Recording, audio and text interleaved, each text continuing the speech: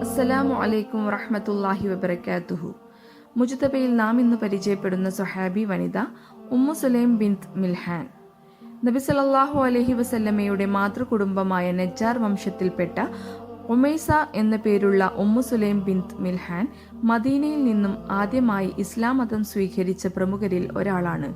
പിതൃവ്യപുത്രനായ മാലിക് ഇബ്നു നദിറാണ് അവരെ വിവാഹം ചെയ്തത്.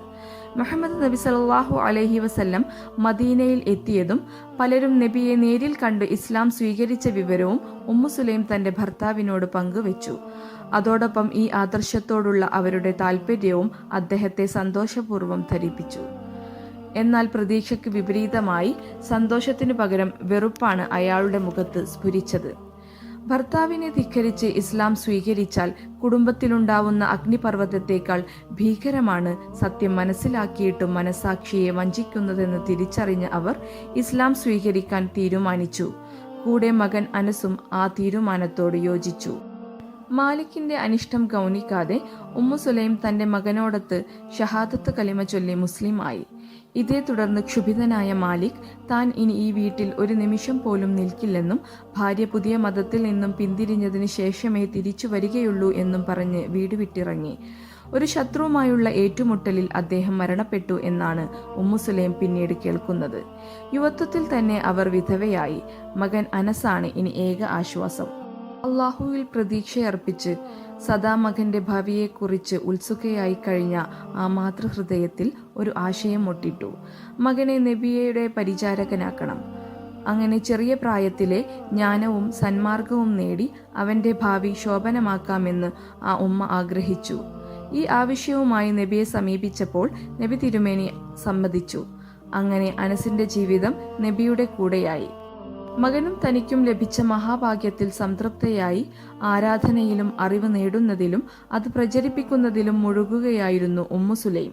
അതിനിടയിലാണ് മദീനയിലെ പ്രധാന ധനാഢ്യനും അവിടുത്തെ ഏറ്റവും വലിയ ഈത്തപ്പനത്തോട്ടത്തിന്റെ ഉടമയുമായ അബൂ ത്വൽഹ അവരുമായി വിവാഹാഭ്യർത്ഥന നടത്തിയത്. മഹറായി വാഗ്ദാനം ചെയ്ത ഏറ്റവും വിലപിടിപ്പുള്ള ഈന്തപ്പനത്തോട്ടത്തിനു മുമ്പിൽ ഒരിക്കലും പ്രതീക്ഷിക്കാത്ത മറുപടിയാണ് അദ്ദേഹം കേട്ടത്. അബൂ ത്വൽഹ, ആശാരി ചെത്തിയുണ്ടാക്കിയ മരക്കഷ്ണത്തെയല്ലേ താങ്കൾ ആരാധിക്കുന്നത്? അത് താങ്കൾക്ക് എന്തെങ്കിലും ഉപകാരമോ ഉപദ്രവമോ ചെയ്യുമോ? ഇതു കേട്ട അബൂ ത്വൽഹ ആ ചോദ്യത്തെ ഗൗനിക്കാതെ വിലപിടിച്ച മഹറിനെയും ആനന്ദകരമായ ദാമ്പത്യ ജീവിതത്തെയും കുറിച്ച് സൂചിപ്പിച്ചപ്പോൾ ഉമ്മു സുലൈമിന്റെ നിലപാട് വിവേകത്തിൻ്റെതായിരുന്നു. താം ഇസ്ലാം സ്വീകരിച്ചിട്ടുണ്ടെന്നും ഒരു ബഹുദൈവ ആരാധകനെ പങ്കാളിയായി സ്വീകരിക്കാൻ സന്നദ്ധമല്ലെന്നും വ്യക്തമാക്കി. ഇതു കേട്ട അബൂ ത്വൽഹ നിരാശയോടെ വീട്ടിലേക്ക് മടങ്ങിയെങ്കിലും അടുത്ത ദിവസം കൂടുതൽ മോഹന വാഗ്ദാനങ്ങളുമായി ഉമ്മു സുലൈമയെ സമീപിച്ചെങ്കിലും അവർ തന്റെ നിലപാടിൽ ഉറച്ചുനിന്നു. മണ്ണിൽ മുളച്ച ഒരു മരക്കഷ്ണത്തിനു തല കുനിക്കാൻ താങ്കൾക്ക് ലജ്ജയില്ലേ? ഉമ്മു സുലൈമയുടെ ആ വാക്കുകൾ അബൂ ത്വൽഹയുടെ മനസ്സിൽ കൂടുതൽ ചിന്തിക്കാൻ അവസരമുണ്ടാക്കി. തന്റെ പാരമ്പര്യ വിശ്വാസാദർശങ്ങളുടെ പൊള്ളത്തരം മനസ്സിലാക്കി. അതോടൊപ്പം ഉമ്മു സുലൈമയുടെ ആദർശ പ്രതിബദ്ധത അവരോടുള്ള മതിപ്പ് വർദ്ധിപ്പിച്ചു. നിങ്ങളുടെ ദൈവം തീയിട്ടാൽ കത്തിക്കരിയുമെന്ന് അബൂ ത്വൽഹയ്ക്ക് അറിയില്ലേ എന്ന ഉമ്മു സുലൈമയുടെ ചോദ്യത്തിനു മുമ്പിൽ സ്തംഭനായ അദ്ദേഹത്തിന്റെ നാവുകളിൽ നിന്നും ഷഹാദത്തിന്റെ വരികൾ മൊഴിഞ്ഞു. ഉമ്മു സുലൈമയുടെ മനസ്സ് ആഹ്ലാദം കൊണ്ട് തുള്ളിച്ചാടി. അൽഹംദുലില്ലാഹ് എന്ന വാക്കിൽ ആ സന്തോഷം പ്രകടിപ്പിച്ചു. അന്ധവിശ്വാസത്തിൽ നിന്നും തനിക്ക് മോചനം നേടിത്തന്ന ആ മഹത് വനിതയോട് നിക്കാഹിന്റെ ഭാഗമായി നൽകേണ്ട മഹറിന്റെ കാര്യം വീണ്ടും ചോദിച്ചപ്പോൾ, അള്ളാഹുവിന്റെ പ്രീതി കാംക്ഷിച്ചുകൊണ്ട് ഞാൻ താങ്കളെ ഭർത്താവായി സ്വീകരിക്കാം. താങ്കളുടെ ഇസ്ലാമല്ലാതെ എനിക്ക് യാതൊരു മഹറും വേണ്ട എന്നായിരുന്നു അവരുടെ മറുപടി. നീ കാരണം ഒരാൾ സന്മാർഗം പ്രാപിക്കലാണെന്ന് സൂര്യന് കീഴിലുള്ള എല്ലാറ്റിനേക്കാളും നിനക്ക് ഉത്തമം എന്ന നബിവചനമാണ് ഉമ്മു സുലൈമയെ ഇങ്ങനെ പറയാൻ പ്രേരിപ്പിച്ചത്. അനസ് കൂട്ടിക്കൊണ്ടുവന്ന സാക്ഷികൾ മുഖേന വിവാഹം നടന്നു. ദാനശീലം ആ കുടുംബത്തിന്റെ സഹജഗുണമായിരുന്നു. പലതവണ ആ ധർമ്മിഷ്ഠരായ അബൂ ത്വൽഹയുടെയും ഉമ്മു സുലൈമയുടെയും സഹായ ഹസ്തങ്ങൾക്ക് നബി സല്ലല്ലാഹു അലൈഹി വസല്ലമയും സ്വഹാബത്തും സാക്ഷിയായി. തങ്ങൾക്ക് തന്നെ ആവശ്യമുള്ളപ്പോൾ പോലും അവർ അന്യരുടെ ആവശ്യത്തിന് മുൻഗണന നൽകുന്നു. സ്വമനസ്സിന്റെ സ്വാർത്ഥം സൂക്ഷിക്കുന്നവർ തന്നെയാണ് വിജയികൾ എന്ന ഖുർആൻ വചനം ഇറങ്ങിയത് ഇവരുടെ അതിഥി സൽക്കാരത്തെ പരാമർശിച്ചുകൊണ്ടാണ്. യുവത്വത്തിലേക്ക് കാലൂന്നിയ അനസിനു ശേഷം ഉമ്മു സുലൈമിന് അള്ളാഹു ഒരു ഓമനക്കിടാവിനെ കൊടുത്തു. അബു ഉമൈർ എന്നാണ് ആ കുട്ടിക്ക് പേര് നൽകിയത്. ഇസ്ലാമിലെ ആദ്യത്തെ സൈനിക പോരാട്ടമായ ബദർ യുദ്ധത്തിൽ പങ്കെടുക്കാൻ അബൂ ത്വൽഹയ്ക്ക് അവസരം ലഭിച്ചു. ഒരു വർഷത്തിനു ശേഷം നടന്ന ഉഹദ് യുദ്ധത്തിൽ 2 പേരും പങ്കെടുത്തു.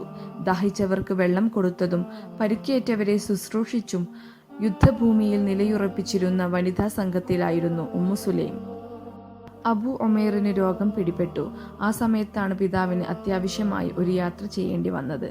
നാൾക്കുനാൾ രോഗം മൂർച്ഛിച്ചു. 3-ാം ദിവസം ആ കുട്ടി അള്ളാഹുവിങ്കിലേക്ക് യാത്രയായി. ഉമ്മു സുലൈമയുടെ ദുഃഖത്തിന് അറ്റമില്ല. എങ്കിലും അള്ളാഹുവിൽ പ്രതീക്ഷയർപ്പിച്ച് അവൾ ക്ഷമിക്കുകയും മനസ്സിനെ നിയന്ത്രിക്കുകയും ചെയ്തു. അവർ തന്നെ മൃതദേഹം കുളിപ്പിച്ച് വസ്ത്രത്തിൽ പൊതിഞ്ഞു. കുടുംബാംഗങ്ങളോടും അയൽക്കാരോടും ഇങ്ങനെ അഭ്യർത്ഥിച്ചു: മകൻ മരിച്ച വിവരം നിങ്ങൾ അബൂ ത്വൽഹയോട് പറയരുത്, ഞാൻ പറഞ്ഞുകൊള്ളാം. അബൂ ത്വൽഹയുടെ ആഗമനമറിഞ്ഞ ഉമ്മു സുലൈം കണ്ണുകൾ തുടച്ച് ഒന്നും അറിയാത്ത ഭാവത്തിൽ പുഞ്ചിരിയോടെ അദ്ദേഹത്തെ സ്വീകരിച്ചു. സലാം ചൊല്ലിയ ശേഷം അബൂ ഉമൈറിന്റെ സ്ഥിതിയെക്കുറിച്ച് ആണ് അദ്ദേഹം ഭാര്യയോട് അന്വേഷിച്ചത്. സുഖമുണ്ട്, ഉമ്മു സുലൈം അറിയിച്ചു. ആരോഗ്യം എങ്ങനെയിരിക്കുന്നു? എന്താണ് അവന്റെ ശബ്ദം കേൾക്കാത്തത്? മുമ്പത്തേക്കാൾ സുഖമാണ്. ഇന്നത്തെ പോലെ സുഖമുള്ള ഒരു ദിവസം അവന് ഉണ്ടായിട്ടില്ല. മറുപടി കേട്ട അബൂ ത്വൽഹ സമാധാനമായി. ഉമ്മു സുലൈം ഭക്ഷണം വിളമ്പി.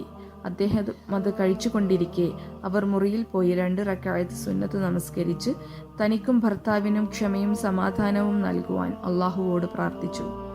ആ രാത്രി അദ്ദേഹം ഭാര്യയുമായി ശയിച്ചു. അബൂ ത്വൽഹ ഉറക്കത്തിലേക്ക് വീഴുന്നതിനു മുമ്പ് ഭാര്യ ചോദിച്ചു: ഒരു വീട്ടുകാർ മറ്റൊരു വീട്ടുകാരോട് ഒരു വസ്തു വായ്പ വാങ്ങിയെന്ന് കരുതുക. ഉടമസ്ഥർ ചെന്ന് തങ്ങളുടെ വായ്പാ വസ്തു മടക്കി ചോദിച്ചപ്പോൾ അവർ കൊടുക്കാൻ കൂട്ടാക്കിയിരുന്നില്ല. ഇതിൽ താങ്കളുടെ അഭിപ്രായം എന്താണ്? അപ്പോൾ അബൂ ത്വൽഹ പറഞ്ഞു: വായ്പ വാങ്ങിയ വസ്തു തീർച്ചയായും ഉടമസ്ഥനു തിരിച്ചു നൽകണം.